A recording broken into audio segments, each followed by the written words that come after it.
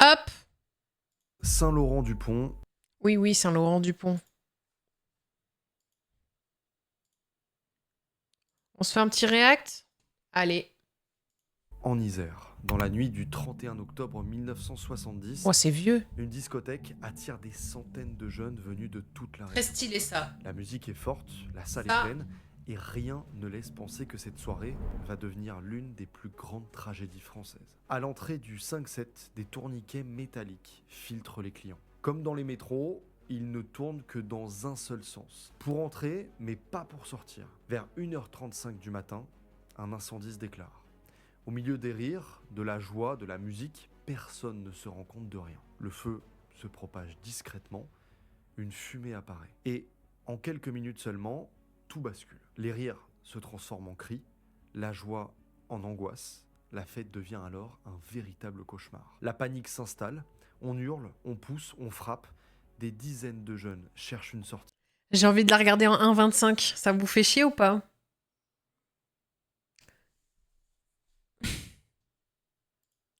J'aime pas regarder en... Mais elles sont toutes condamnées. Le temps s'écoule, l'oxygène s'épuise. Quand les secours arrivent, il est déjà trop tard. Moi, je regarde en 146 x2, ont moi. perdu la vie Hein. en moins de 10 minutes. Devant l'entrée, des corps sont entassés derrière les tourniquets métalliques. La discothèque du 5-7 est devenue un piège mortel dont presque personne n'a réussi à sortir vivant. Comment Ah! une simple soirée a-t-elle pu basculer aussi brutalement?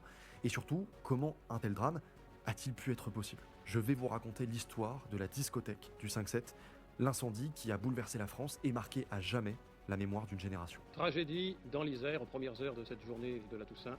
Plus de 140 morts dans un incendie. Ouah, le noir et blanc.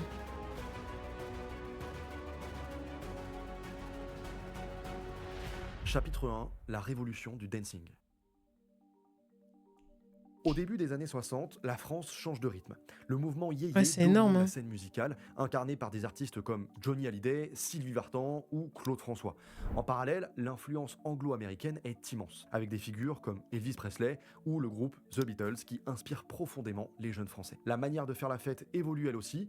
Les jeunes veulent danser, sortir, écouter de la musique moderne. Les anciens dancing ou des orchestres joués en live laissent progressivement place à un nouveau type de lieu, la discothèque. Contrairement à ce qu'on pourrait croire, la discothèque n'est pas née aux États-Unis.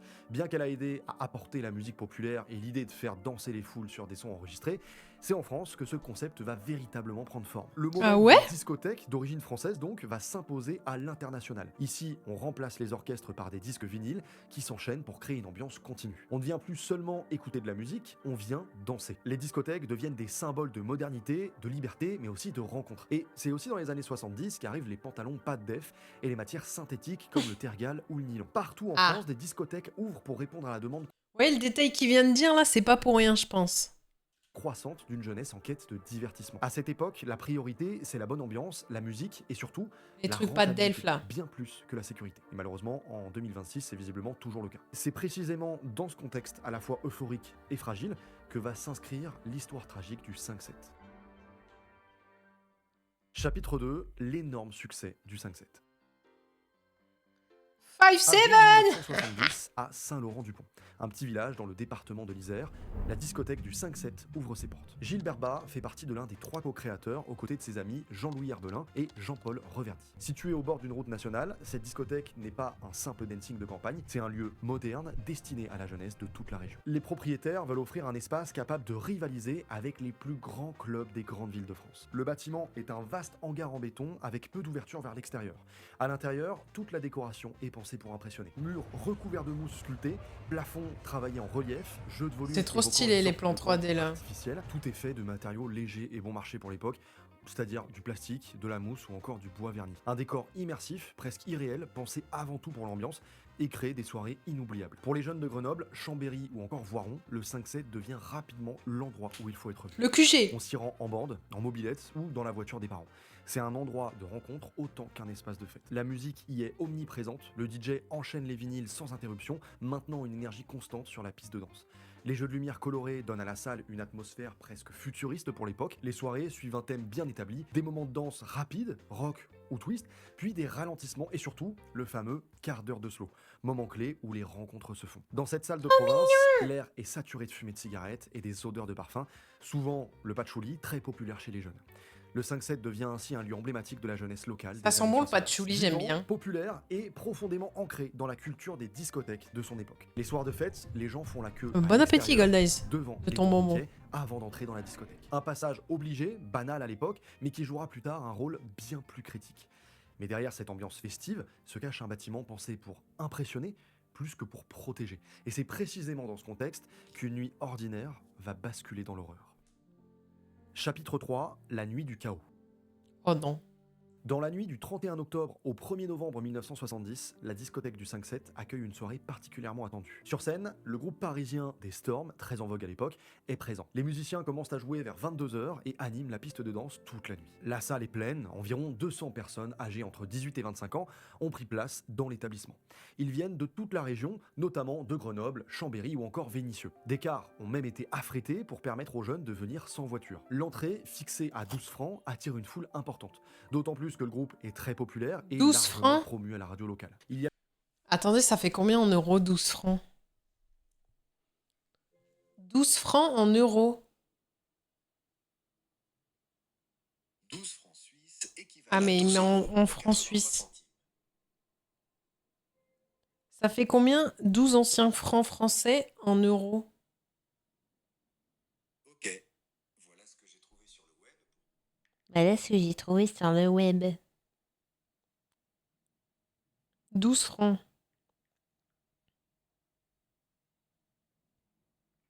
C'était en 70.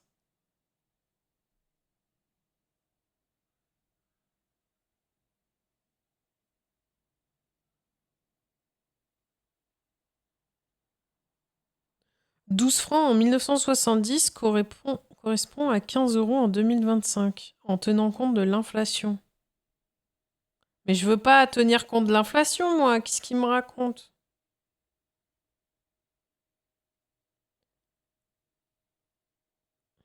Ah oui, en 99, ça faisait 2,80 €.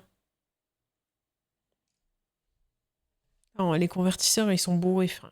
la queue devant le 5-7, la soirée se déroule dans une ambiance classique pour l'époque, musique forte, piste bondée et une jeunesse venue faire la fête la veille de la Toussaint. Vers 1h35, alors que le groupe des Storms joue Satisfaction des Rolling Stones, la soirée suit encore son cours comme si de rien n'était. Les corps dansent, la musique résonne, les lumières balayent la salle. Oui, c'est vrai, Caillou. Quelque part au-dessus du bar, au premier étage, un feu se déclare. Au début, c'est presque rien. Une lueur étrange, une chaleur inhabituelle, des ombres qui semblent bouger dans le décor. Rien qui ne suffit encore à arrêter la musique ni la fête. Mais en quelques instants, l'ambiance change. Une odeur commence à se répandre, une lumière rougeâtre, anormale, perce dans les hauteurs de la salle. C'est à ce moment que le barman, Christian Rota, lève les yeux. Il comprend immédiatement, le feu est en train de se propager. Sans perdre une seconde, il rejoint sa fiancée et traverse la piste de danse en criant pour alerter les clients. Mais sa voix se perd dans le vacarme, personne ne l'entend. La musique est trop forte, les basses couvrent ses appels, les regards se croisent sans comprendre, certains continuent de danser, inconscients de ce qui est en train de se passer. Et pendant ce temps, le groupe continue de jouer. Les musiciens ne s'arrêtent pas, ils sont habitués à maintenir l'ambiance, même en cas de tension dans la salle. Plus tard, des survivants raconteront cette scène irréelle, Satisfaction des Rolling Stones, qui continue de résonner alors que déjà les flammes commencent à dévorer le bâtiment au-dessus du bar. Les matériaux de décoration, composés de mousse, de plastique et de polystyrène, s'enflamment. Une fumée extrêmement toxique se répand. Le polyutérane présent dans la structure produit des gaz asphyxiants et des gouttelettes enflammées qui tombent sur les danseurs.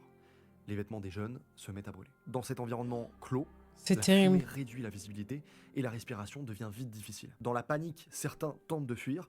La foule essaye d'aller vers les sorties, créant des mouvements de blocage et de compression. C'est ici, au niveau des issues de secours, que la situation devient critique. La sortie principale est équipée de tourniquets métalliques qui ne tournent que dans un seul sens, celui pour entrer dans la discothèque, mais pas pour en sortir. Les sorties de secours, quant à elles, sont verrouillées et parfois barricadées pour éviter les fraudeurs, ce qui rend presque impossible de fuir. Tous perdent des secondes cruciales de leur vie en tentant d'aller récupérer leurs affaires. Certains tentent de forcer les portes, tandis qu'une poignée de personnes parvient à escalader un muret pour s'échapper. D'autres réussissent à ouvrir une issue en brisant une porte à l'aide de poutres, permettant à une trentaine de personnes de sortir. Mais cette ouverture provoque un appel d'air qui attise brutalement Bah les oui. flammes à l'intérieur de la discothèque. Une partie de la foule est piégée, d'autres tentent de revenir chercher leurs affaires au vestiaire et se retrouvent bloqués. Il est probable qu'une Mais grande partie des l'idée... victimes ait été asphyxiée avant même d'être atteints par les flammes. En quelques minutes seulement, la discothèque devient un piège mortel. À 1h45, 10 minutes après le début de l'incendie, il n'y a déjà plus de survivants à l'intérieur du 5-7. Il y a le feu, tu vas chercher tes affaires, mais... Face à l'horreur. Ce soir-là, Gilles Berbat, l'un des propriétaires du lieu, L'instinct de se trouve survie, dans la il est à partie zéro, restaurant et frère. cuisine du complexe du 5-7. Un espace situé à proximité de la discothèque. La soirée suit encore son cours lorsqu'il commence à entendre quelque chose d'inhabituel venant de l'intérieur. Au départ, c'est quelques hurlements qui pourraient faire penser à une dispute ou juste des personnes qui font la fête. Mais quelques instants après, le son change complètement. Il devient plus intense, plus désordonné. Des voix s'élèvent, ce sont des cris. Gilbert arrive à entendre des appels à l'aide avec des mots qui reviennent de façon insistante. Au feu. Il comprend alors que la situation est grave, le site ne dispose pas de téléphone pour alerter les secours, il n'a pas d'autre choix que d'agir immédiatement, le plus rapidement possible. Il prend sa voiture et part en urgence vers Saint-Laurent-du-Pont afin de prévenir les pompiers et déclencher l'intervention. Pendant ce temps, les sirènes d'urgence se déclenchent dans la commune et dans plusieurs villes voisines, dont Voiron, réveillant toute une région au cœur de la nuit. 10 minutes plus tard, les premiers pompiers arrivent sur place. Mais à leur arrivée, la scène est calme. Bien trop calme, ce qui est inquiétant. La lumière des gyrophares balaye encore la façade du bâtiment à moitié dévorée par le feu. Sans attendre, ils avancent vers une sortie de secours, ils forcent l'ouverture à l'aide d'outils, la porte cède, et à cet instant précis, tout bascule. Des dizaines de victimes sont là, figées dans leur tentative de fuite. Certains Oh ont là le là. visage encore protégé par les bras, d'autres sont dans des positions de tentative d'évasion, comme s'ils avaient frappé les portes jusqu'au dernier instant. Face à cette scène d'une ampleur inimaginable, le temps semble s'arrêter. Les secours Terrible. comprennent rapidement qu'il n'y a plus rien à espérer à l'intérieur, ni personne à tenter de sauver. La décision est prise d'attendre le lever du jour pour poursuivre les opérations de dégagement. Sur place, les premières estimations des secours indiquent que la plupart des victimes ont succombé en moins de 10 minutes. Principalement par asphyxie. Malgré tout, une dizaine de personnes ont réussi à s'échapper, dont le barman Christian Rota. Ils sont rapidement pris en charge et transportés vers les hôpitaux aux alentours. Dans le chaos des premières heures, Gilles Berbat est rapidement évacué par la gendarmerie pour le protéger de la foule et des familles déjà arrivées sur place qui se demandent ce qui s'est passé. Le groupe des Storms est lui aussi retrouvé sur les lieux. Le pianiste est encore assis à son instrument, la tête posée sur son clavier. Les musiciens n'ont jamais cessé de jouer au moment du drame. Ceci témoigne de l'incompréhension de l'incident. Alors que la France se réveille pour la Toussaint, la radio annonce l'impensable. On parle plus de faits divers, mais de deuil national. Waouh. Chapitre 5, 142 cercueils sans nom. Dans les premières heures qui suivent l'incendie, les premières estimations restent encore floues.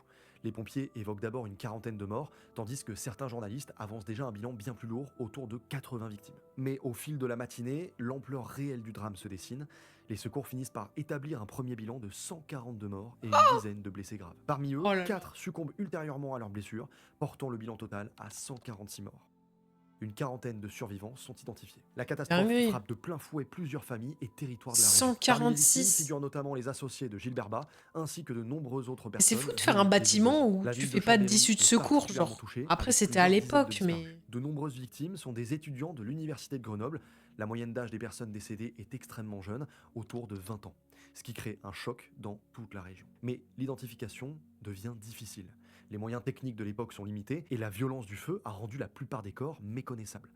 Les autorités doivent alors mettre en place des procédures pour tenter de redonner une identité aux victimes. Les plaques d'immatriculation des voitures présentes sur le parking sont relevées et affichées en mairie de Saint-Laurent-du-Pont afin d'identifier les personnes concernées. Une chapelle ardente est installée dans la salle des fêtes de la ville où 142 cercueils sont disposés sur plusieurs rangées, le plus souvent sans nom. C'est là que commencent les scènes les plus dures pour les familles. Les proches sont appelés, parfois dans l'incertitude la plus totale, pour tenter d'identifier un vêtement, un objet personnel, une montre, un C'est portefeuille. horrible. Tout ce qui peut permettre de reconnaître un fils ou une fille. Dans un effort de reconnaissance, les pompiers déposent sur les cercueils les effets personnels retrouvés sur place afin d'aider les familles à identifier leurs proches. Des médecins et dentistes sont également sollicités pour comparer les dossiers médicaux et faciliter les identifications. La Croix-Rouge met également en place un poste de soutien pour accueillir et accompagner les proches des victimes. Après une dizaine de jours, la quasi-totalité des corps est identifiée, à l'exception de 9 victimes, Ces dernières sont finalement inhumées le 7 novembre dans une fosse commune à Saint-Laurent-du-Pont. Cette catastrophe devient alors l'un des incendies les plus meurtriers survenus en France depuis la fin de la Seconde Guerre mondiale. La violence des titres des journaux reflète l'horreur de la découverte des pompiers. Le Dauphiné libéré titre simplement 142 morts. Avec en sous-titre une génération fauchée. Paris Match frappe fort avec Au bal de la mort et l'Aurore résume un drame en une phrase, l'enfer au bout de la nuit. Dans les jours qui suivent la catastrophe, la pression ne reste pas seulement médiatique, elle devient aussi politique. Les autorités cherchent à comprendre comment un tel drame a pu se produire et les premières responsabilités commencent à être questionnées. Le maire de Mais en Saint-Laurent-du-Pont, fait, Pierre Perrin, ainsi que plusieurs responsables locaux sont temporairement suspendus par décision gouvernementale. pourquoi le barman qui a vu le feu, il est pas allé voir les musiciens en premier? Genre, ils avaient pas des micros ou... Enfin, tout le monde les regardait, les musiciens. Tu te mets sur la scène et tu gueules, genre, enfin... Je comprends pas. Il a pensé qu'à lui, en vrai. Non?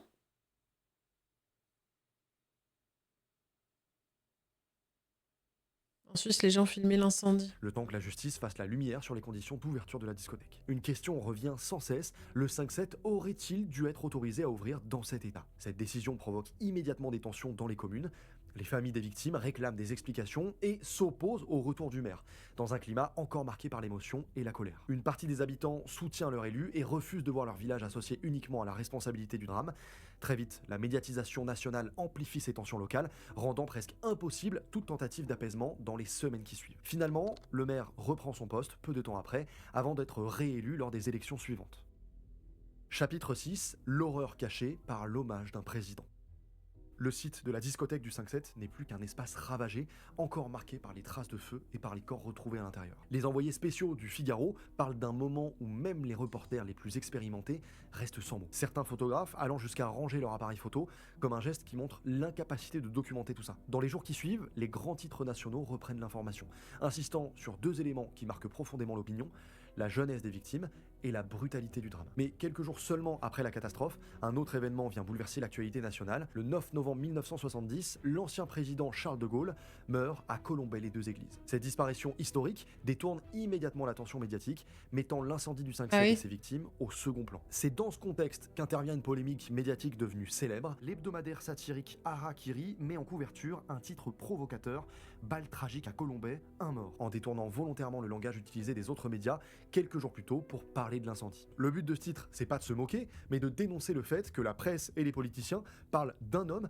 alors qu'on oublie déjà les 146 jeunes morts dans d'atroces souffrances 9 jours plus tôt. Cette publication provoque un scandale immédiat, le journal est interdit de parution peu après. Une rumeur affirme que le ministre de l'Intérieur de l'époque, Raymond Marcellin, aurait lui-même pris la décision de faire fermer le journal après ça. La rédaction a compris qu'il ne pourrait pas gagner contre le ministre s'il gardait le nom Harakiri Hebdo. Pour contourner la loi, ils ont décidé de changer le titre dès la semaine suivante. Ils ont choisi Charlie Hebdo. À la fois en référence à Charlie Brown, le personnage de Peanuts qu'il publiait, mais selon des théories, ce serait également pour faire un clin d'œil à Charles de Gaulle, celui-même qui avait causé leur perte. Chapitre 7, les réactions des politiciens. Avant les enterrements, une cérémonie officielle est organisée. Joseph Fontanet, l'ancien ministre du Travail originaire de la région, préside la levée des corps et transmet un hommage du président de la République, Georges Pompidou. L'émotion dépasse rapidement les frontières de la France. Le Vatican envoie un message de condoléances du pape Paul VI, exprimant sa tristesse face au drame. La reine d'Angleterre, Elisabeth II, adresse également Waouh, son soutien à la France. elle était Tandis que jeune. le président américain, Richard Nixon, fait envoyer une gerbe de fleurs à Saint-Laurent-du-Pont. Dans les mois et les années qui suivent, la catastrophe devient aussi un sujet de réflexion et de contestation. En 1971, un comité Vérité-Justice est créé à Grenoble pour dénoncer les dysfonctionnements administratifs liés à l'affaire. Le philosophe Michel Foucault soutient ce mouvement et participe à plusieurs réunions publiques. Lors d'une intervention devant un large rassemblement, il critique le rôle de l'administration qu'il accuse d'avoir fermé les yeux sur les risques et les conditions ayant permis le drame. Pour lui, cette affaire illustre un problème plus large de responsabilité et de négligence des autorités face aux risques liés aux lieux de divertissement. Quant à l'administration dans tout ça, qu'est-ce qu'elle fait? Elle n'a qu'une chose à faire et elle le fait bien, elle ferme les yeux et elle laisse faire. Elle laisse construire, ouvrir et brûler le 5-7, elle laisse faire partout et chaque fois que quelqu'un veut faire du profit. Bon, après, c'est toujours le cas, ça, en Chapitre vrai. 8, quand le monde pleure le 5-7.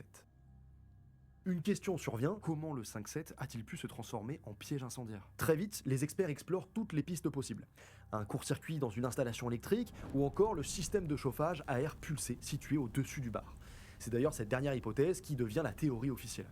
Pourtant, cette explication technique semble trop banale pour l'opinion publique. Dans la région, une rumeur commence à circuler et finit par s'imposer. Et si c'était pas un accident? Dans les années 70, la région est marquée par le grand banditisme lyonnais et des tensions politiques fortes. Très vite, on murmure que les gérants du 5-7 auraient été victimes d'un chantage criminel. L'incendie ne serait plus alors un accident, mais un avertissement qui a tragiquement dégénéré.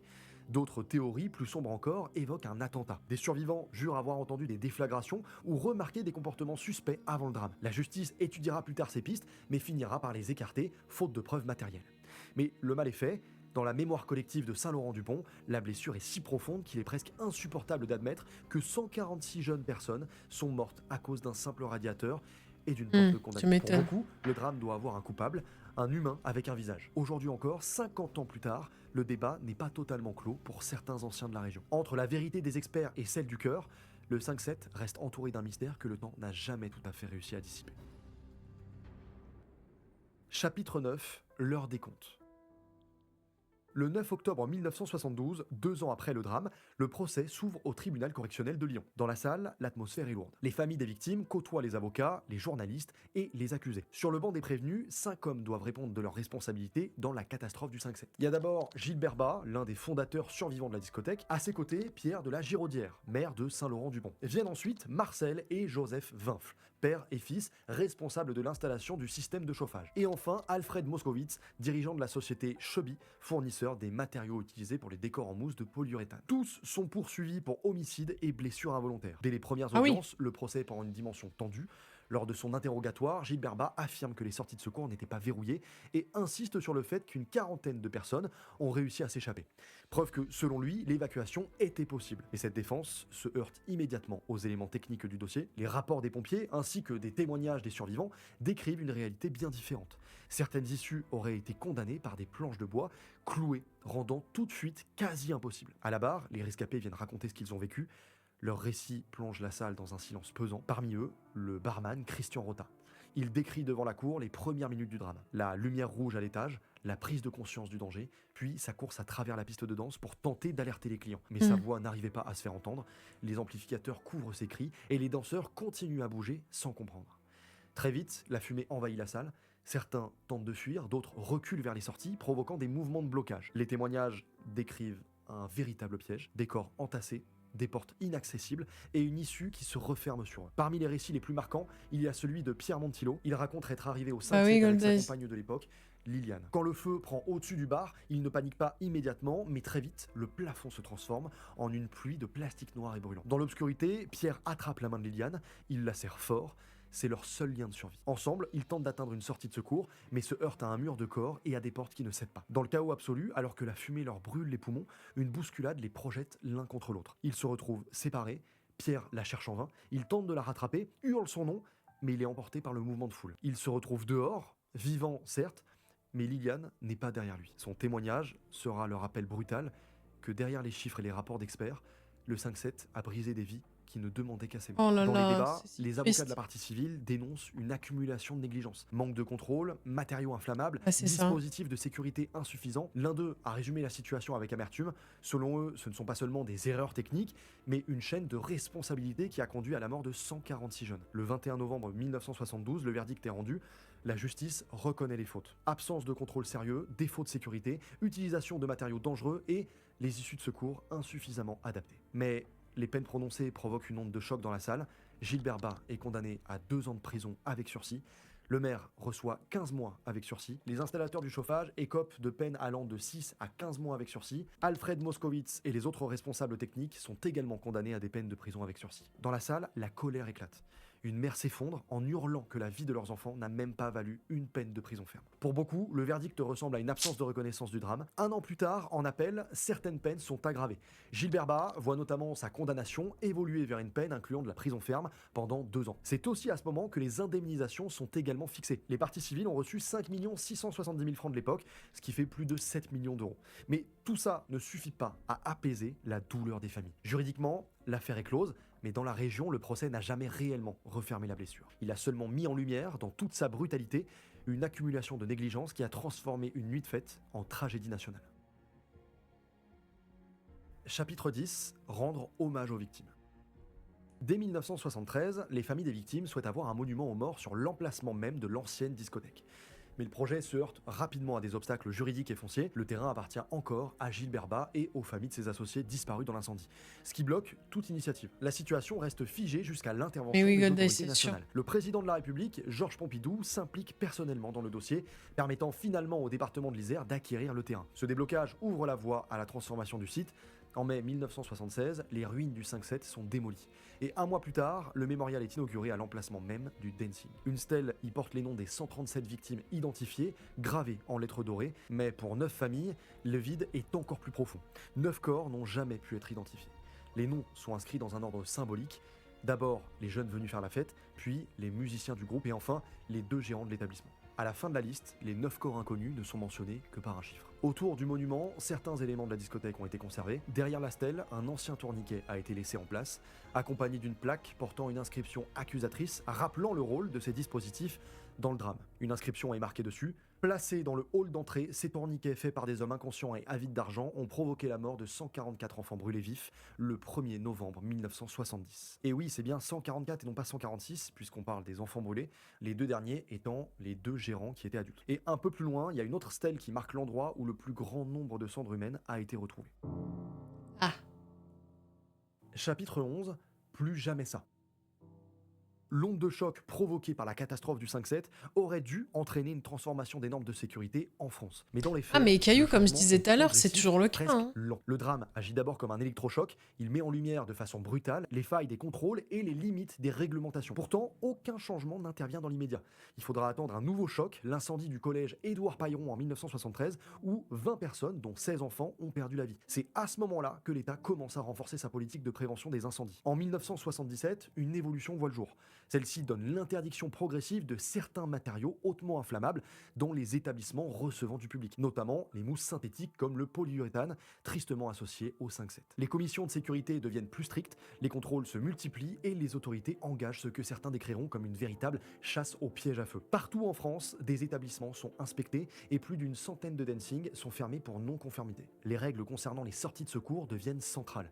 Elles doivent désormais être accessibles, clairement identifiées et s'ouvrir dans le sens de l'évacuation. Les dispositifs anti-panique, comme les barres horizontales ainsi que les éclairages de sécurité autonomes, se généralisent progressivement. Aujourd'hui encore, la question reste pleinement d'actualité dans tous les espaces accueillants du public, qu'il s'agisse de discothèques, de festivals ou encore de stations touristiques très fréquentées. Des décennies plus tard, les tragédies liées aux lieux festifs continuent de rappeler que la sécurité ne peut jamais être considérée comme acquise. En Suisse, l'incendie du bar Le Constellation, survenu à Crans-Montana lors du Nouvel An 2026, a provoqué un choc comparable à celui du 5-7. Ah oui, c'est En vrai. quelques minutes seulement, les flammes se sont propagées dans un établissement bondé, faisant environ 40 morts et plus de 110 blessés, dont une majorité de jeunes adultes.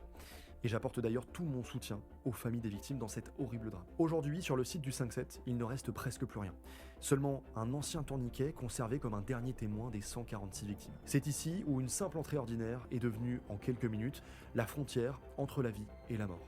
Et ce qui frappe encore aujourd'hui, c'est pas l'ampleur du drame, mais sa vitesse. En 10 minutes à peine, une soirée ordinaire s'est transformée en une tragédie irréversible. Les procès, les débats et les années qui ont suivi n'ont pas suffi à apaiser cette douleur. Ils ont révélé des responsabilités multiples, des négligences, mais aussi une époque où les contrôles de sécurité étaient insuffisants face à l'expansion des lieux de fête. Le 5-7 n'est pas seulement un drame du passé, c'est aussi un rappel de ce que peut coûter l'oubli des règles les plus essentielles.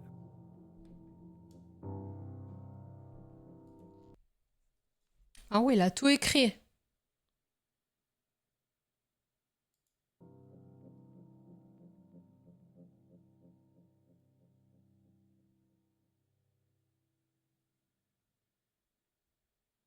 Putain la vache.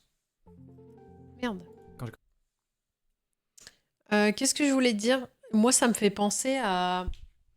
Vous savez, l'attentat qu'il y a eu sur la promenade des Anglais, là.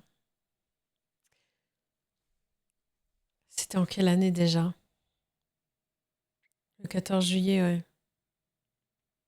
2016.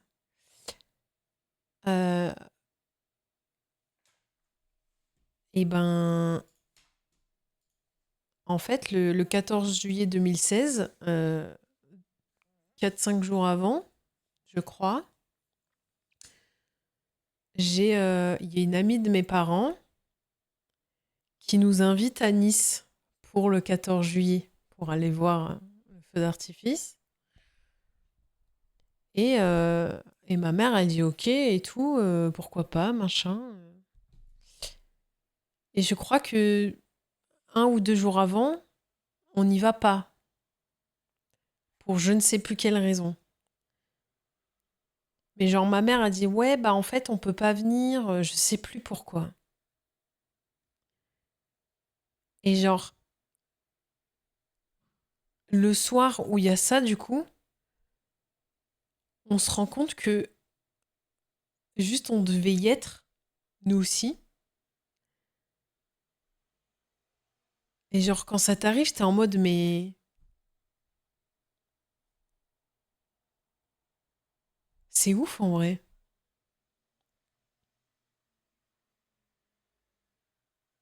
Je sais plus pourquoi on avait annulé, mais je crois que c'était pour un déménagement. Et en fait, là, je sais plus, mais genre, juste on devait être à ce feu d'artifice. Et en fait, on n'y a pas été. Et juste, t'as un ange au-dessus de la tête, en fait. C'est. Je sais pas qui nous protège, mais c'est fou en vrai. Un de mes très bons amis, un de mes très bons amis devait aller voir les Eagles of Death Metal au Bataclan. Il avait les billets, mais pas allé car flemme le soir même.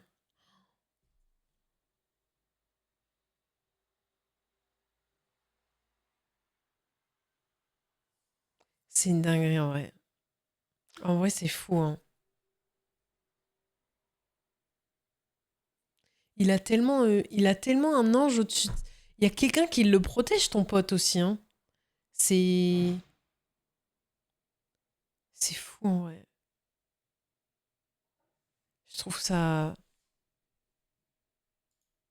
c'est triste, hein, en même temps, c'est fou, genre.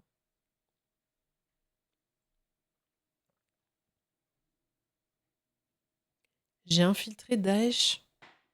Je vais pas regarder ça, moi, hein. L'histoire du pire dictateur de tous les temps. Mais les gens, ils aiment bien faire des vidéos sur Hitler. En ce moment, ça doit faire des vues, je pense. T'as des cas inverses. Bah oui, malheureusement, il y a des cas inverses où les gens, ils y vont au dernier moment et voilà.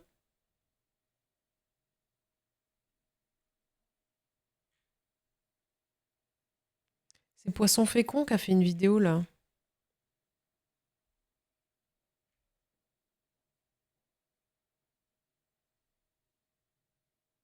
L'affaire Omar m'a tué.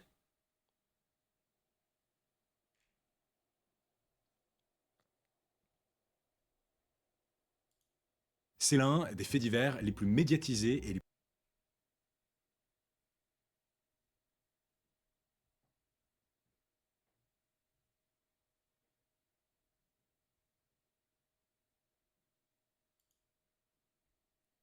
Poisson Fécond, je trouve que sa chaîne a perdu en qualité.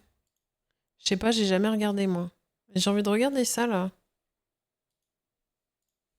plus controversés du pays. Une énigme judiciaire qui dure depuis plus de 30 ans et dans laquelle, encore aujourd'hui, de nombreux doutes persistent. Omar Haddad est-il l'assassin de Guylaine Marshall? Toujours pas de réponse à la cour d'assises des Alpes-Maritimes. Toujours à Nice, c'est une formidable bataille d'experts autour d'une faute d'orthographe qui va dominer à partir de demain le procès d'Omar Haddad, ce jardinier marocain de 31 ans. Autre procès, autre affaire très mystérieuse, c'est le procès d'Omar Haddad à Nice. Est-il, oui ou non, l'assassin de Guylaine Marshall?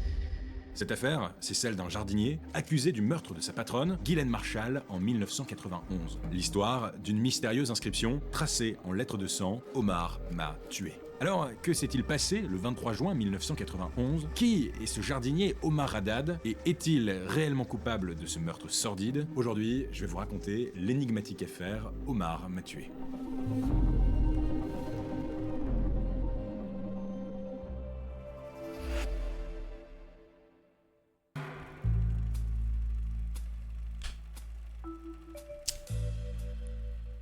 On est le 23 juin 1991, Moins dans une vieux petite ville que située l'affaire sur d'avant. les hauteurs de Cannes. Cette ville, c'est Mougins. C'est ici que bon nombre de riches retraités se sont installés pour passer leurs vieux jours dans de belles et grandes villas.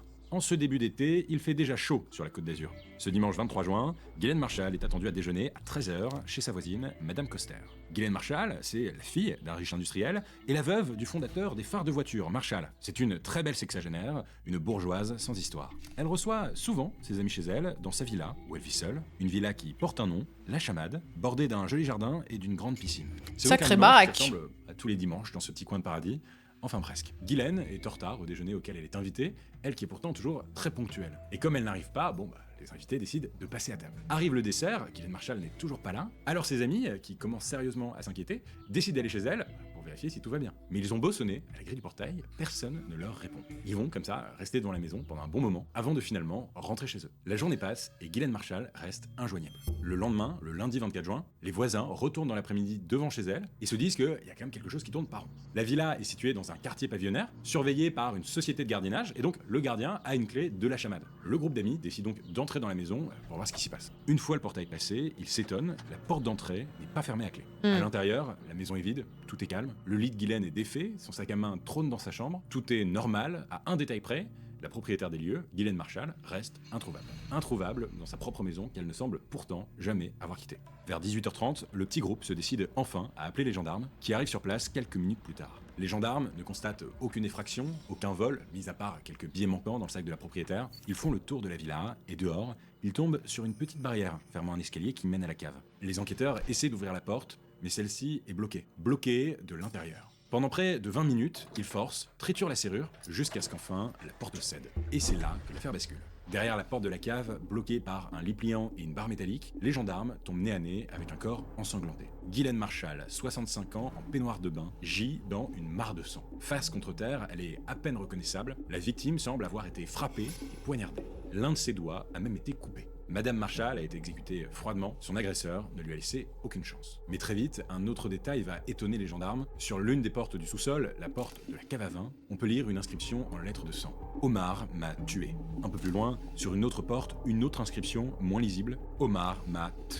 Et une trace de main glissant vers le bas. Comme si l'auteur de ces mots n'avait pas eu le temps ou la force nécessaire pour terminer sa phrase. Immédiatement, les gendarmes émettent une hypothèse qui semble plutôt logique. Et si Ghislaine Marchal avait désigné son meurtrier avant de mourir? Bon, mais ce qui est quand même curieux, c'est que cette inscription comporte une faute de conjugaison. Omar m'a tué, écrit ER. Là où si c'était correctement conjugué, ça aurait dû être écrit E. Alors, ça peut paraître anecdotique raconté comme ça, et pourtant, vous allez voir, c'est un détail très important dans notre affaire. Quoi qu'il en soit, entre le dimanche 23 et le lundi 24 juin, personne n'a rien vu, rien entendu de suspect autour de la chamade. Les gendarmes commencent leur enquête et déjà, la question se bouscule. Qui a pu s'en prendre à Ghislaine Marchal? Pourquoi une telle violence? Où est l'arme du crime? Les enquêteurs ont face à eux un indice de choix, l'inscription « Omar m'a tué ». Et vous allez voir, ils vont pas pousser leurs investigations beaucoup plus loin. En effet, les voisins ne connaissent qu'un seul Omar dans l'entourage de Ghislaine Marchal, son jardinier. Le coupable semble donc tout trouver, et il s'appelle Omar Haddad.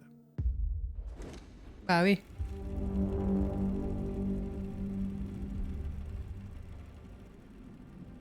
En cet été 1991, Omar Haddad est un jeune Marocain. Il a 29 ans et a grandi avec ses 5 frères et sœurs dans le petit village de Beni Oulichek, au nord du Maroc. C'est le seul de sa famille à ne pas aller à l'école, il ne sait ni lire ni écrire, et ce qui lui plaît, c'est de travailler dans les champs avec sa mère. À 23 ans, en 1984, il rejoint son père, en France, qui travaille déjà comme jardinier pour de riches propriétaires de Mougins. Omar est un homme discret, poli et travailleur, qui se fait rapidement sa propre clientèle. Sur les hauteurs de Cannes, il s'occupe du jardin de Francine Pascal, une riche septuagénaire qui lui présente ensuite sa voisine, une certaine Ghislaine Marchal. Le jeune jardinier partage sa vie avec Latifa, qu'il a rencontrée en France en 1987. Ensemble, ils ont 2 fils, Karim et Youssef. La petite famille s'est installée à Toulon et vit grâce au maigre salaire d'Omar. Lui passe ses semaines dans un petit appartement du Canet, à quelques kilomètres de Mougins. C'est donc cet homme qui semble désigné par l'inscription sur le mur que les enquêteurs vont avoir dans le viseur. Le mardi 25 juin 1991, Omar ne travaille pas, il profite en famille du soleil sur la terrasse de leur appartement toulonnais quand il entend tambouriner à la porte. Une équipe de gendarmes entre brusquement chez les Haddad et embarque Omar sans trop d'explications. Ils sont passés à la porte.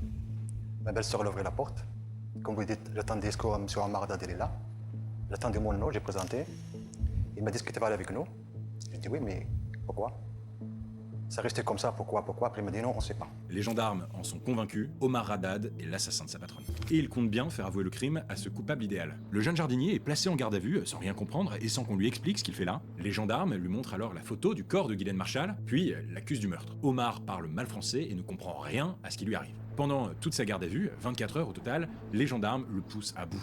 Malgré ses difficultés apparentes en français, les gendarmes refusent qu'il soit aidé d'un avocat ou d'un interprète. Omar Haddad ne peut ni manger, ni dormir, mais il reste debout, calme et ni en bloc, il n'a tué personne. Il faut dire que, à part cette inscription, Omar m'a tué, les enquêteurs n'ont pas grand-chose. Seul mobile apparent, les billets volés dans le sac de la victime, environ 2000 francs, ce qui représente à peu près 300 € aujourd'hui. Alors on tente de faire des liens. Omar Haddad ne roule pas sur l'or, et puis il aime les jeux d'argent. Mais face aux enquêteurs, le jardinier affirme qu'il adorait sa patronne, Madame Marchal. Elle l'avait beaucoup aidé, Latifa et lui, quand ils s'étaient installés dans le sud. Odile Elle pour le le faisait follow. travailler et avait même hébergé le jeune couple chez elle pendant quelques semaines. Omar la considérait presque comme une mère. Et puis le jardinier le clame haut et fort, de toute façon, il a un alibi. Le dimanche 23 juin, jour présumé du crime, Omar travaillait chez la voisine de Guylaine Marchal, Francine Pascal, qui habite à une centaine de mètres de la chamade. Il prend sa pause à midi, rentre chez lui en mobilette, passe à la boulangerie et croise même plusieurs voisins. Il déjeune chez lui, fume une cigarette et repart travailler. À 12h51, il passe un coup de téléphone à sa famille depuis une cabine téléphonique, puis reprend son travail chez Francine Pascal, qui confirme que le jardinier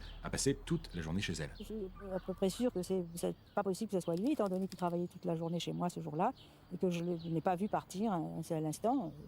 Je n'étais pas derrière lui tout le temps, mais et que c'était un grand travailleur et un garçon honnête, gentil, doux et surtout travailleur, qui vivait pour sa petite famille, et voilà. Le problème, c'est que personne d'autre que Francine Pascal ne confirme l'alibi d'Omar Haddad, la boulangère ne se souvient pas vraiment l'avoir vu, et aucun des voisins de Haddad n'affirme l'avoir croisé. En fait, le seul truc vérifié dans son histoire, c'est l'appel à sa famille, à 12h51, depuis la cabine téléphonique, qui a été confirmé ensuite par France Télécom. D'après les médecins légistes, Guylaine Marchal aurait été tuée le dimanche 23 juin, entre midi et 14h, ce qui veut dire qu'entre le moment où Omar quitte son travail à midi et le moment où il passe son appel téléphonique à 12h51, il aurait tout à fait eu le temps de tuer Guylaine Marchal. Mais il n'y a aucune preuve matérielle contre lui, aucune trace de sang n'est retrouvée sur ses habits ou sur ses chaussures, il n'y a aucune trace d'herbe ou de terre dans la cave, alors qu'Omar a passé la matinée du dimanche à tondre la pelouse chez la voisine. Et puis à l'époque, on a encore du mal à exploiter correctement les traces d'ADN, impossible donc de dire formellement qu'Omar se trouvait dans cette cave à ce moment-là. L'enquête semble bien mal engagée. Et ce qui va rien arranger, c'est qu'une semaine seulement après avoir été autopsié, le corps de Guylaine Marchal est rendu à la famille et selon ses souhaits,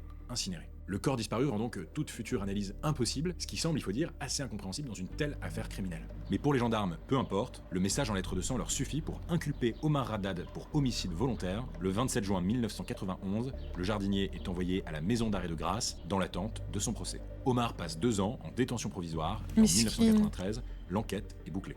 Assez rapide pour une affaire criminelle aussi mystérieuse. En une après-midi, sans même qu'il puisse réellement se défendre, la vie du jeune jardinier a basculé. Et pour Omar, vous allez voir, c'est que le début des emmerdes.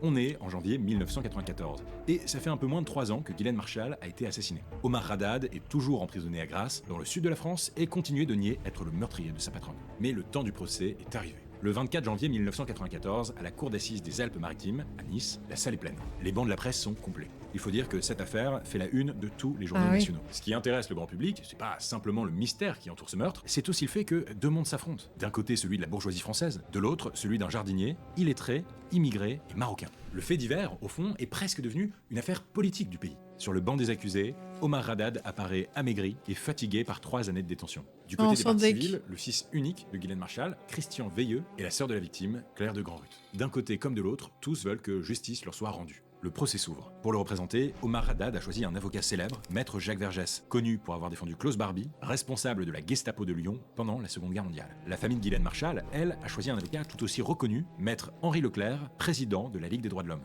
La ligne de défense de maître Vergès est claire, Omar Haddad est victime de racisme ambiant des années 90. Selon lui, les gendarmes ont bâclé leur enquête, le coupable était désigné d'avance, ils ont foncé, tête baissée. Ils n'ont pas retrouvé l'arme du crime, pas fouillé dans la vie de Guylaine, et même pas vérifié tous les alibis des proches de la victime. L'avocat de la défense souligne les nombreux doutes qui entourent le crime. D'abord, les médecins légistes ont daté la mort de Guylaine Marchal au lundi 24 juin. Si elle a bien été tuée ce jour-là, Omar Haddad ne peut pas être le meurtrier. Il se trouvait à plus de 100 km de Mougins, dans son appartement à Toulon, avec sa famille. Mais pendant l'enquête, les médecins légistes sont revenus sur cette date, ils se seraient trompés. Guylaine Marchal aurait en fait été tuée la veille, le dimanche 23 juin, alors à quelle date faut-il se fier? Et puis, il y a le point central, l'éléphant dans la pièce de cette affaire, les lettres de sang. 7 jours après le début du procès, les portes de la cave sont présentées à la salle. Omar, toujours souriant quand il aperçoit au fond de la salle son père. Quant à la défense, elle a subi une rupture il y a 3 jours. Des divergences dans l'attitude à adopter ont poussé les 2 avocats présents depuis le début à quitter le dossier. Seuls restent donc Maître Vergès et Maître Pétillot. À la vue de ces portes, la salle se fige. L'émotion est palpable. Il faut se mettre dans le contexte, c'est hyper impressionnant. Sur ces portes, ce sont peut-être les derniers mots de la victime. Mais ces lettres, est-ce bien Ghislaine Marchal qui les a tracées? Déjà, ça voudrait dire qu'elle a eu assez de force avant de mourir pour désigner son meurtrier avec son propre sang. C'est possible, mais pour l'avocat d'Omar Haddad, c'est peu probable. Et puis, il y a cette faute de conjugaison. Une femme aussi éduquée que Ghislaine Marchal, qui en plus était fan de mots croisés, aurait-elle pu vraiment commettre une faute de conjugaison aussi énorme? Omar m'a tué ER, pour la défense, c'est trop gros. La cour fait même appel à des experts graphologues, mais ils ont beau étudier minutieusement les 10 lettres de sang qui composent la phrase, impossible d'affirmer avec certitude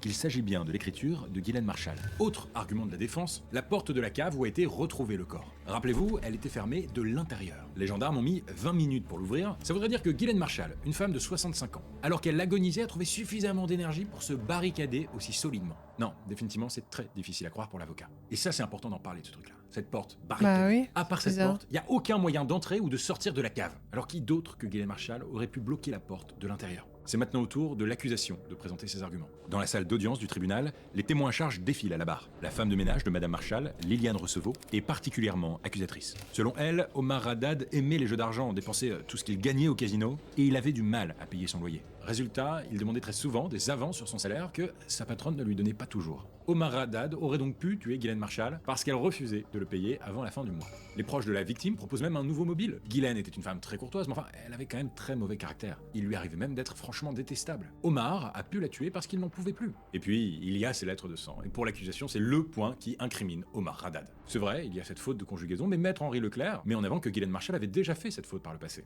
On a retrouvé dans ses papiers des factures notées payées avec ER, là où elles auraient dû être notées payées ES. Après une semaine de procès, malgré les témoignages, les expertises et les différentes plaidoiries, beaucoup de mystères restent irrésolus. En fait, à part son prénom qui se retrouve sur ce mur, rien n'incrimine directement Omar Haddad. Pourtant, la fin du procès arrive. Assis sur le banc des accusés, Omar Haddad est invité à prononcer un dernier mot. Il dit, en français, « Je suis innocent ». L'avocat général demande 17 à 20 ans de prison pour homicide volontaire. Les jurés débattent pendant presque 7 heures et à 18h30, le verdict tombe. Bonsoir, Omar Haddad condamné à 18 ans de réclusion criminelle. Les jurés de la cour d'assises des Alpes-Maritimes l'ont donc reconnu coupable du meurtre de Ghislaine Marchal. Décision au terme d'un long délibéré de 7 heures. Ce matin, Maître Vergès, son avocat, avait demandé son acquittement. Pour ce genre de crime, Omar Haddad risquait la prison à perpétuité. Il est finalement condamné à 18 ans de réclusion. Une peine un peu étrange. Finalement, c'est un peu comme si on déclarait que Omar Haddad n'est ni 100% coupable, parce qu'il n'est pas condamné à la peine prévue pour les homicides volontaires, ni 100% innocent parce qu'il prend quand même 18 ans de prison. Le jardinier est sonné par le verdict. Il ne réagit pas et il est directement ramené dans sa cellule de 9 mètres carrés. Son avocat, Maître Vergès, laisse exploser sa colère devant les caméras. Quelqu'un dont j'ai prouvé l'innocence a été condamné à une peine qu'il ne mérite pas. C'est la célébration du centenaire de l'affaire Dreyfus. Il y a 100 ans, on condamnait un jeune officier qui avait le tort d'être juif. Aujourd'hui, on condamne un jardinier parce qu'il a le tort d'être maghrébin. Alors, l'affaire aurait pu s'arrêter là. Mais à l'annonce du verdict, devant le palais de justice de Nice, la foule crie son indignation. L'opinion publique, passionnée par l'affaire, ne comprend pas la condamnation du jeune jardinier. Plus de la moitié des Français estiment qu'Omar Haddad doit être rejugé. Il y a trop de doutes sur sa culpabilité, trop de zones d'ombre qui n'ont pas encore été élucidées. Mais la justice a parlé. Omar Haddad, lui, est anéanti. 18 années de prison l'attendent et il ne compte pas se laisser faire. Le pauvre, si c'est vraiment pas lui, t'imagines?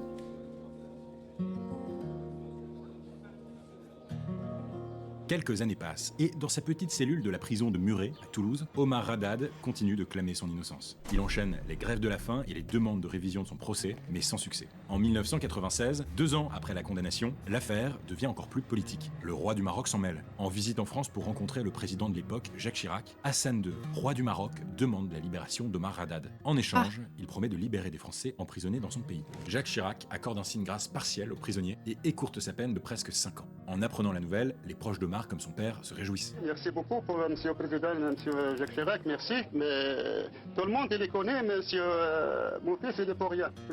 Oh, le cadrage là. La grâce partielle de Chirac permet à Omar Haddad de sortir de prison plus tôt. Mais dans les faits, elle ne l'innocente pas pour autant. Aux yeux de la justice, Omar Haddad est toujours coupable. Grâce au jeu des remises de peine, le 4 septembre 1998, Omar Haddad retrouve sa liberté après avoir passé plus de 7 ans derrière les barreaux. Je suis très content, je suis les bras aujourd'hui, mais je ne suis pas très content avec des résultats de 13 ans pour rien. et qui me l'a dit déjà mon avocat, je voulais vraiment le combattre contre nous jusqu'au bout. Ça veut dire jusqu'à la vérité. Car même s'il est libre, dans cette affaire, Omar Haddad a tout perdu. Son nouveau combat, prouver son innocence et être rejugé une deuxième fois. Faut savoir que depuis le verdict de 1994, toutes les requêtes d'Omar Haddad ont été refusées. Ça fait 2 ans que je réclame un deuxième procès, et pour moi et pour toute la France, parce que je pense qu'il y en a beaucoup de Français qui réclament un deuxième procès, et je pense que tous les Français ils ont le droit de savoir la vérité, c'est tout. Vous avez juré plusieurs fois? J'ai juré parce que jamais personne ne m'a demandé. Et c'est pour ça que j'ai juré, parce que je suis sûr certain de moi, c'est pas moi qui a tué Madame Marchal. Mais rien n'y fait. La justice est ferme, il n'y aura pas de deuxième procès, alors même qu'il y a de nouveaux éléments dans le dossier. Une nouvelle expertise graphologique qui montre que les lettres de sang pourraient ne pas avoir été tracées par Ghislaine Marchal, des témoignages qui mentionnent de nouveaux suspects, et une enquête d'un détective privé, Roger-Marc Moreau, qui ouvre de nouvelles pistes. Parmi ces nouvelles hypothèses, celle de l'implication de Liliane Recevaux. Rappelez-vous, c'est la femme de ménage de Ghislaine Marchal, et c'est elle qui, pendant le procès, a lourdement chargé Omar. D'après le détective, Liliane et son mari, que tout le monde surnommait Pierrot le Fou, auraient tué Ghislaine Marchal. Le mobile, la patronne menaçait de licencier son employé. C'est une piste très sérieuse, parce que par la suite, Pierrot le Fou a été condamné dans une autre affaire pour meurtre. Il aurait donc été tout à fait capable de tuer Ghislaine. Mais malheureusement, il est mort en 2010 et son ADN n'a jamais été comparé avec celui de la scène du crime. En 2008, 17 ans après le crime, une célèbre avocate, Sylvie Neujkovic, connue pour ses interventions dans les médias, reprend le dossier et compte bien défendre son client jusqu'à ce qu'il soit réhabilité. Il faut savoir que Omar Haddad, c'est l'une des affaires les plus dramatiques du XXe siècle, une des plus grandes erreurs judiciaires du XXe siècle. Je me bats pour lui depuis 2008. Depuis 2008, je fais tout mon possible et je me bats, croyez-moi, même contre un procureur, parce que, croyez-moi, pour faire des expertises, pour avoir des résultats des expertises, c'est difficile et j'ai l'impression véritablement d'être face à un mur à chaque fois. Pourtant, les nouveaux éléments sont crédibles. Plusieurs nouvelles hypothèses, des suspects, des mobiles, des pistes qui n'ont pas du tout été étudiées par les enquêteurs à l'époque qui pourraient aujourd'hui blanchir Omar Haddad. Entre 2002 et 2004, deux journalistes, Marc Le Plongeon et Jean-Michel, on dirait c'est Blafrit, mènent une contre-enquête. Ils la rendent publique en 2022 dans leur livre Ministère de l'Injustice et révèlent une nouvelle piste. Deux nouveaux suspects sont pointés du doigt, Martial et Jean-Claude. Les deux hommes sont frères et gèrent un petit bar à Cagnes-sur-Mer, dans lequel Ghislaine Marchal avait ses habitudes. Ils auraient des liens avec le grand banditisme et auraient organisé un cambriolage chez Ghislaine Marchal en juin 1991. Les gendarmes vont enquêter sur cette piste pendant 2 ans, puis vont lâcher l'affaire sans trop d'explications. En fait, il y a peu de chances que cette nouvelle piste aboutisse, et pour cause, les deux suspects sont tous les deux décédés. Mais il y a une autre nouveauté, et pas des moindres. Il existe désormais 4 ADN qu'on a retrouvés mélangés au sang de la victime. 2 se retrouvent sur la porte de la chaufferie et 2 autres sur la porte de la cave à vin. Grâce aux avancées techniques, l'ADN peut être enfin exploité. Et ça tombe bien, en 2015, sur les 10 lettres de sang tracées sur les portes de la chaufferie et de la cave à vin, 4 caractères génétiques masculins sont identifiés. Et parmi ces 4 ADN, pas de traces de celui d'Omar Haddad. Et là vous allez me dire, mais à qui appartiennent ces traces alors? On va enfin trouver le coupable?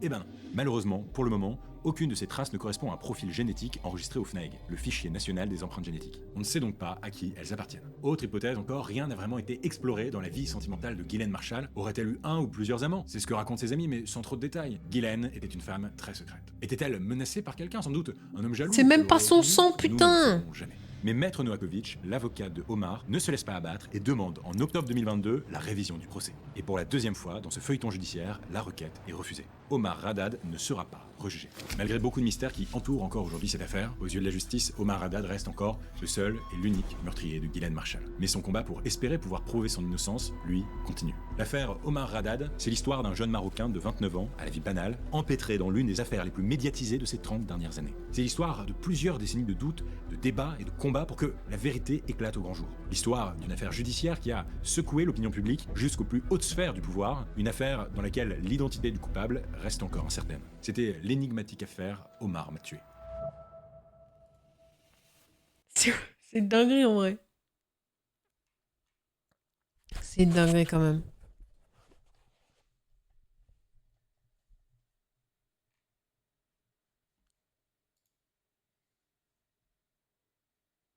Pourquoi j'ai les commentaires de la vidéo d'avant?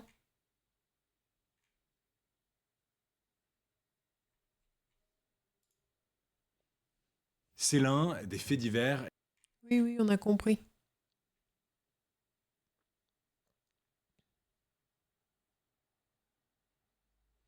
Au début, toutes ces requêtes ont été refusées par discrimination raciale. Aujourd'hui, elles sont refusées par peur de reconnaître l'incompétence de la justice française. Il a super raison, lui.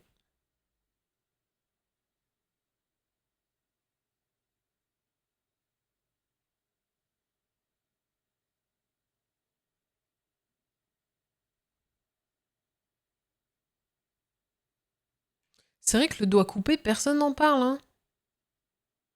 On l'a pas retrouvé, son doigt.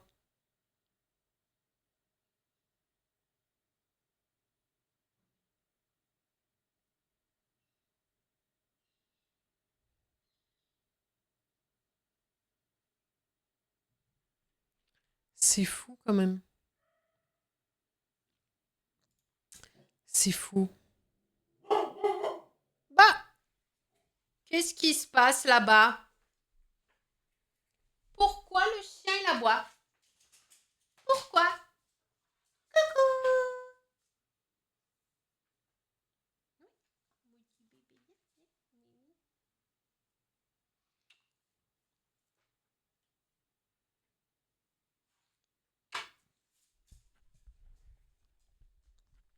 J'avais vu un reportage qui s'intéressait à la famille de la dame décédée.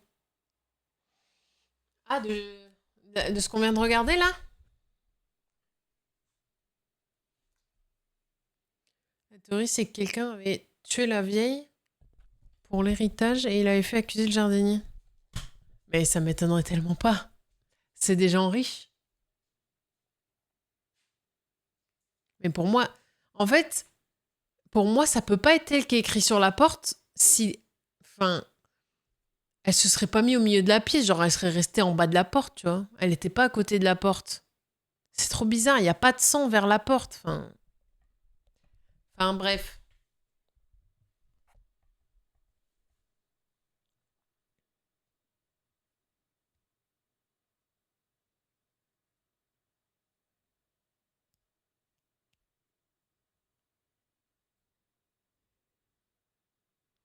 La faute d'orthographe est... Bon, moi, la faute d'orthographe, je la prends pas en compte. Parce que quand t'es en train de clamser, je pense que tu réfléchis pas à ce que t'écris. Mais bon.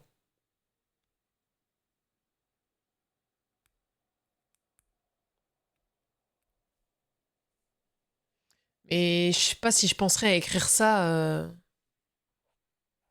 Mais surtout, la police n'arrive pas à se dire...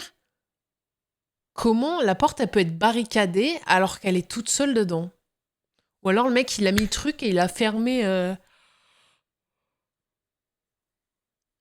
Ouais, voilà, Ghost. Je sais pas, c'est bizarre. J'espère qu'on saura un jour, hein. Parce qu'on sait toujours pas, hein.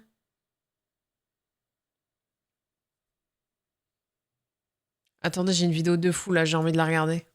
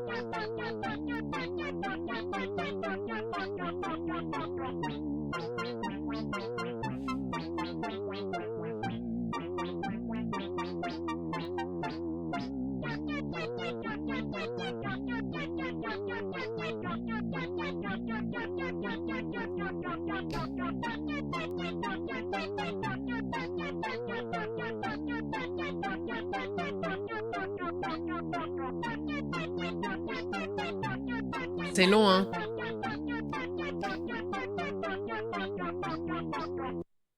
Ah, ça s'arrête comme ça? Ah, ça marche. Ok. Il fait quoi d'autre? 10 millions de vues! Ah! Mais c'est une blague. Qu'est-ce qu'il nous fait, ce...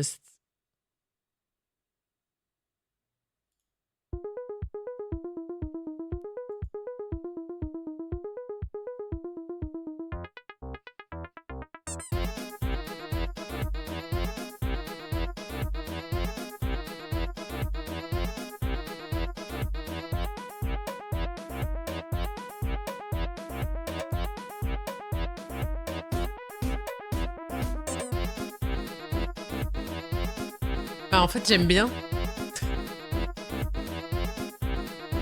En fait, j'aime bien. Ah, intermission.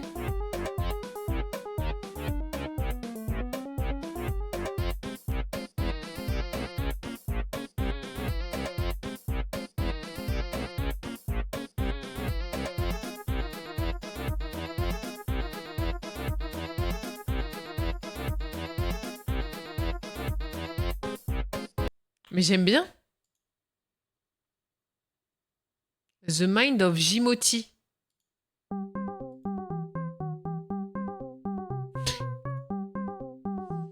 Mais le mec est fou.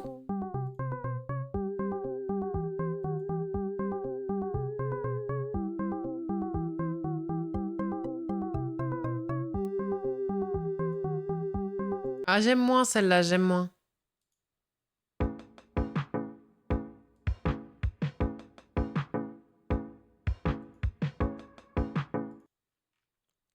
Ouais, ok.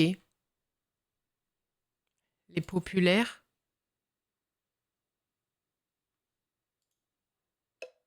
Hey, it's past your bedtime. You were awake past midnight. Now you can see the sunlight. Hey. Ouais, ok. Il aime bien les crevettes, je crois. Just a little shrimp, that's all I will ever be that I'm happy. Bon. Bon.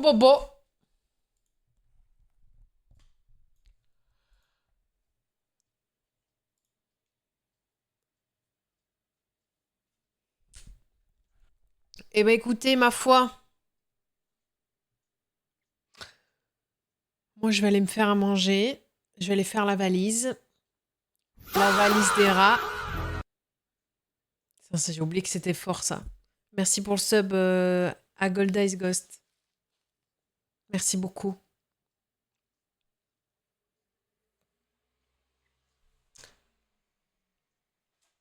Je pense pas que je me restream ce soir. J'aurai pas le temps, je pense. Écoutez. Je baille. Passez une bonne soirée, un très bon week-end. Dites à vos proches que vous les aimez. Allez voir vos vieux, c'est important. Je vous fais des bisous. Prenez soin de vous. Profitez bien. Ira vous dire au revoir. Tu dis au revoir? Au revoir.